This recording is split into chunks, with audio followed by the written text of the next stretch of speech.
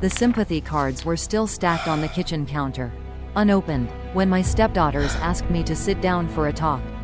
I remember standing at the kitchen window when Renata called to say she and her sister were on their way over.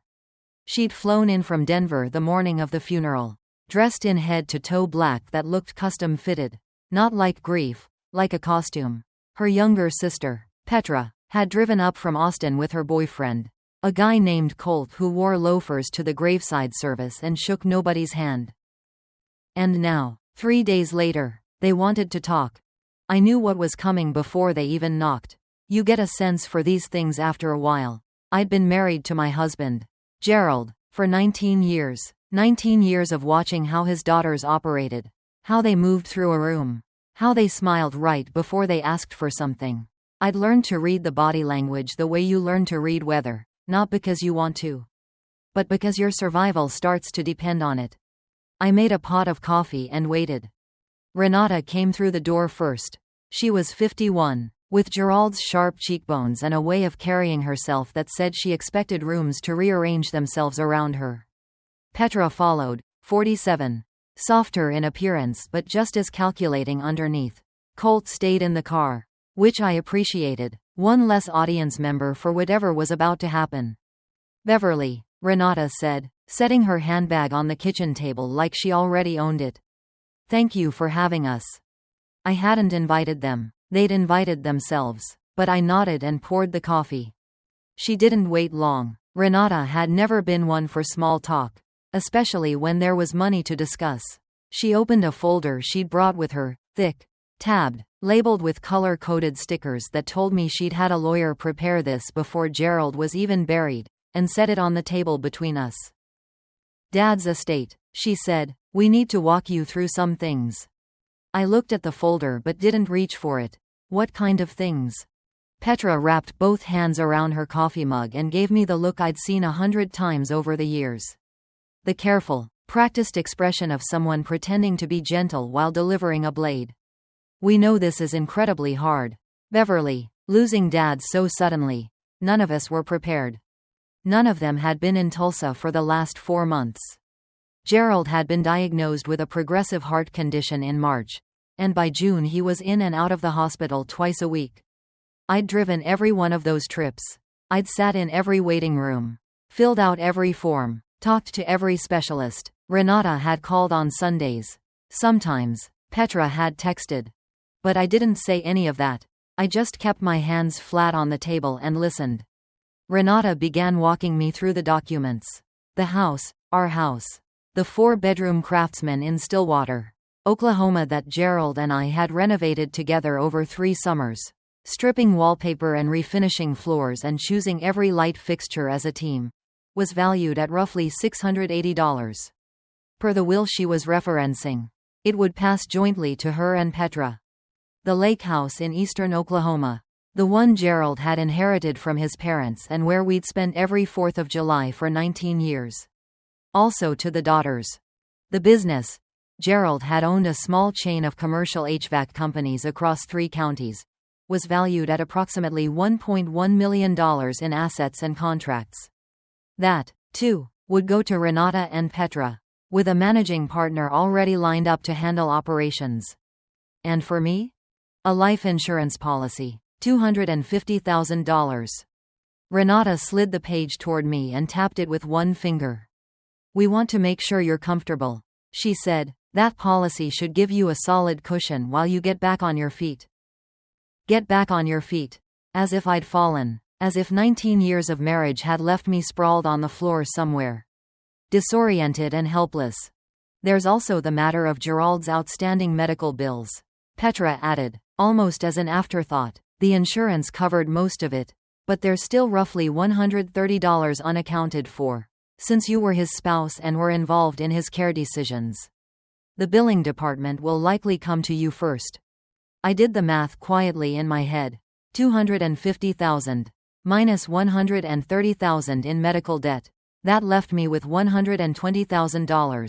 Enough to buy a used car and rent an apartment for about 3 years. If I was careful, before I was starting completely from scratch at 61 years old. I see, I said. We've given you 60 days in the house. Renata added. We know that's tight, but we do have buyers interested and we'd like to move quickly. I nodded. I think I even thanked them. Looking back, I'm not entirely sure. What I remember clearly is that they finished their coffee, packed up the folder, and left me sitting alone in a kitchen that suddenly felt like it belonged to someone else. My attorney's name was Donna Chastain, and she had been practicing estate law in Stillwater for 30 years. She was 64, compact, with reading glasses she wore on a beaded chain and a habit of pressing her fingertips together when she was thinking through something complicated. She did that a lot during our first meeting after the funeral. The will they're referencing, she said, her fingertips pressed together, was executed 11 years ago. Before your marriage, Beverly, before Gerald built most of what he built in the last decade. There are significant grounds for a spousal rights challenge here. Oklahoma law protects surviving spouses. We could contest this. How long would that take? She tilted her head. Realistically, 18 months to 3 years. These situations have a way of dragging out, especially when both sides are motivated. And in the meantime? You'd need to find somewhere to live. The house would likely be frozen in probate, so neither party could sell. The medical bills would continue to accrue interest. She paused. It would not be comfortable. I looked out her window at the parking lot. A woman was loading groceries into a minivan. Toddler on her hip, completely unbothered by anything, just going about her Tuesday. I thought about what that felt like. Just going about your Tuesday. What if I didn't contest it? I asked. Donna set her glasses down. I'm sorry? What if I accepted the terms as presented? Signed everything over, took the insurance payout, and walked away? She was quiet for a long moment. Beverly, you would be voluntarily surrendering your spousal rights to an estate that you have a legal and moral claim to. As your attorney, I can't recommend that. I'm not asking you to recommend it. I'm asking what the process would look like.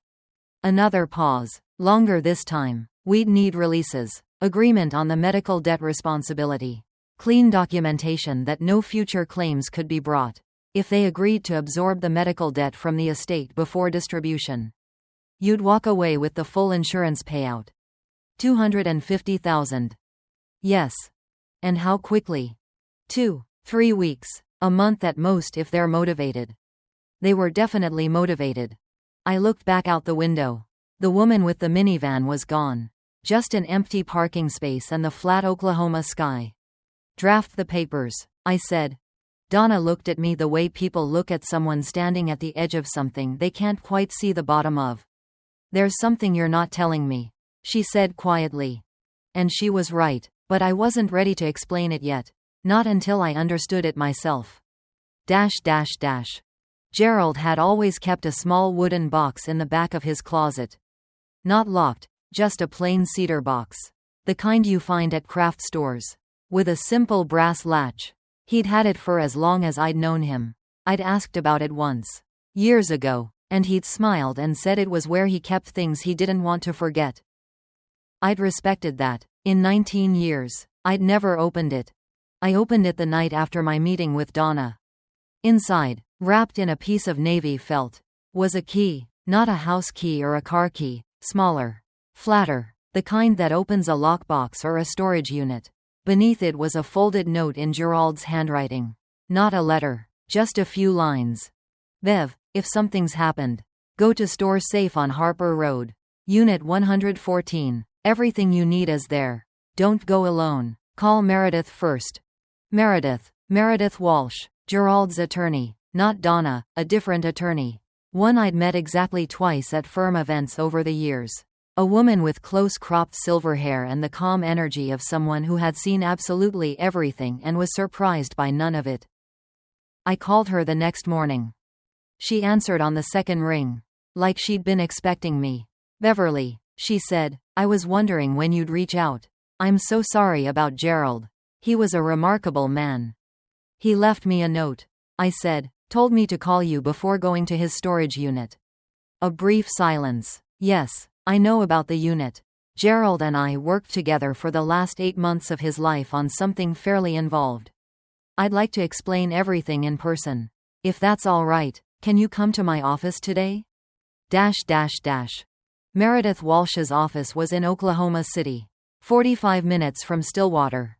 She met me in the lobby herself and walked me upstairs to a conference room where a thick accordion file was already sitting on the table, labeled with my name. She poured water, sat down across from me, and began. Gerald came to me last October, she said. He'd just received his diagnosis, and he was trying to understand exactly what his estate looked like. In the process of reviewing his documents, he discovered something that concerned him a great deal. She opened the accordion file and pulled out a series of printed bank statements. Are you familiar with the name Renata's company, Parcel Holdings LLC? She has a real estate investment company.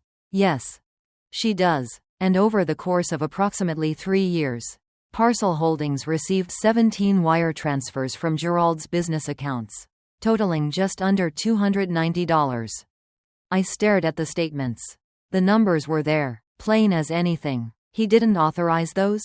He did not. His bookkeeper, a woman who retired 2 years ago, was apparently close with Renata and either didn't notice or chose not to report the discrepancies. Gerald only discovered them when he hired an outside firm to audit the business in preparation for his estate planning.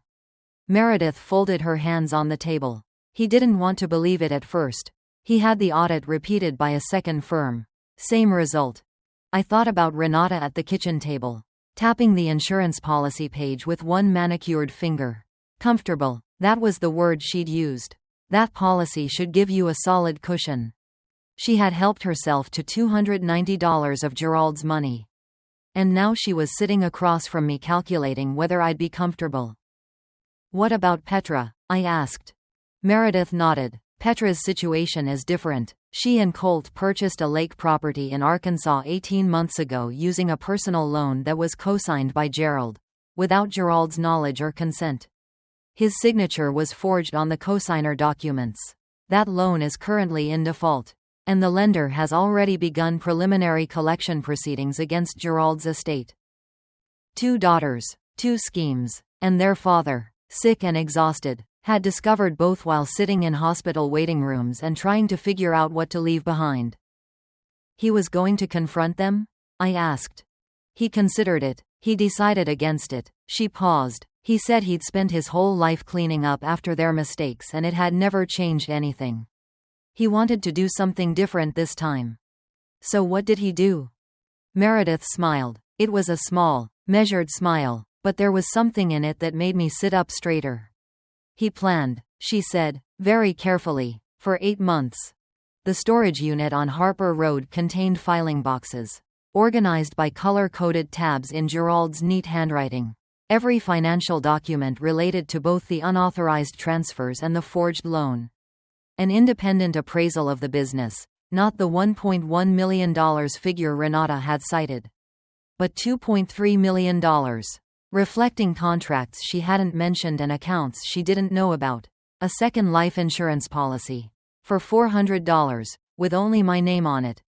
And at the back of the unit, in a banker's box labeled simply Final, a will, executed 7 weeks before Gerald's death, signed, witnessed, notarized, and filed with Meredith's office. The will left everything to me.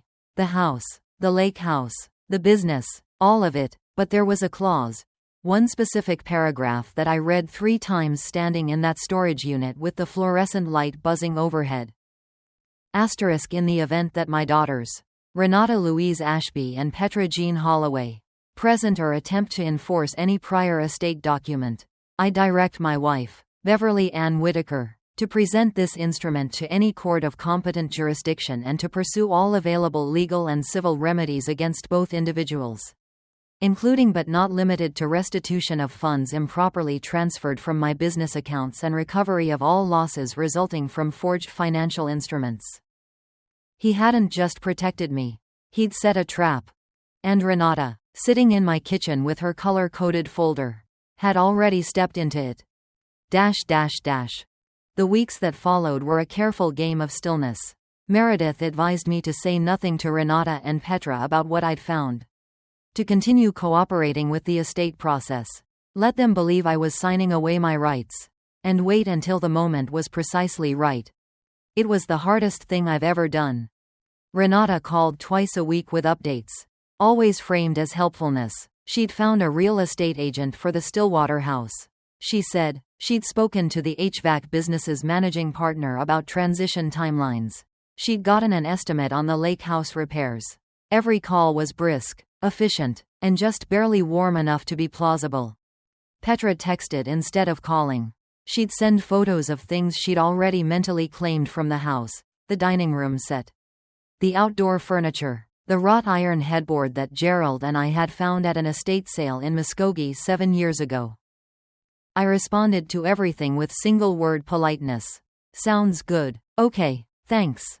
My attorney Donna called midway through the third week.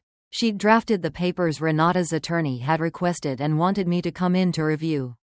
I sat across from her and read through 40 pages of legalese that methodically stripped away every right I'd held as Gerald's wife. "You can still walk away from this," Donna said quietly. I turned to the signature page. "I know. Beverly." "I know, Donna. Schedule the signing." She looked at me the way Meredith had looked at me, like she was trying to see past the surface of what I was saying to whatever was underneath. She'd seen something like this before, I suspected. Women giving things away that they shouldn't. Under pressure they shouldn't have to feel. She couldn't know I was doing the opposite of what it looked like. The signing was scheduled for a Thursday morning at a downtown title company. Donna attended. Renata and Petra attended with their attorney, a heavy-set man named Barton who had the self-satisfied energy of someone who'd never once been surprised by anything. Meredith was not present. That was intentional. Renata arrived in a cream blazer and pearl earrings. Petra wore a dress I recognized. It was one she'd borrowed from a neighbor of mine 18 months ago and apparently never returned. They sat across the table from me and Donna, with Barton between them, and everyone exchanged the kind of pleasantries that exist purely to paper over the fact that nobody in the room actually means anything they're saying. Barton organized the documents. There were a lot of them. As he sorted through the stack, he paused. The pause was small, maybe 2 seconds, but Donna noticed it. And I noticed it, and something shifted in the air of that room the way it shifts right before a storm rolls in. He turned to page 4. "Read something." Turned to page 5. "Read something else." "Mrs. Ashby," he said, using Renata's married name. His voice was very controlled. "Did you review the full packet your office sent over?" Renata tilted her head. "Of course. All of it, including the attachment that came through yesterday afternoon from the Walsh firm?" Renata's composure flickered, just slightly. "I'm not sure what you're referring to." Barton turned his laptop around to show her the screen. Meredith's office had filed Gerald's actual will with the probate court at 9 a.m. that morning, 40 minutes before the signing was scheduled to begin. They had also submitted to the court a certified copy of the audit findings regarding parcel holdings, and a formal complaint regarding the forged cosigner documents on Petra's Arkansas loan. All of it was now part of the public record. Renata went very still. Petra looked at her sister with an expression I'd never seen on her face before. Not the careful softness she usually performed. Not the false concern. But something raw and frightened and very young. "What is this?" Renata said quietly. I folded my hands on the table. "It's Gerald's final wishes," I said. "The real ones." Barton cleared his throat. "Mrs. Whitaker, I have to be honest. I was not aware of any of this when I prepared these documents. I'd like to request a recess to speak with my clients." "Of course," I said. They left the room. Donna leaned toward me, her voice low. "You knew this was coming." "I did." "For how long?" "Long enough." She sat back. For the first time since Gerald's death, she smiled. Really smiled, not the careful, professional expression she'd been offering me for weeks, but an actual, unguarded smile. "He was something else," she said, "wasn't he? He really was." The recess lasted 40 minutes. When Renata, Petra, and Barton returned to the table, the architecture of the whole situation had completely rearranged itself. Barton was professional, which I respected. He laid out the situation plainly. The will they'd been relying on was superseded. The new will was filed and valid. The probate court had already been notified. The financial evidence Meredith had submitted created significant civil, and potentially criminal, exposure for both Renata and Petra. Renata kept her chin up. I'll give her that. Even when everything was collapsing, she held herself like she'd expected to land on her feet. This is Gerald's estate, she said. Whatever manipulation happened here. Renata, my voice came out quieter than I intended. But it stopped her cold. Your father discovered what you took from him. He documented all of it.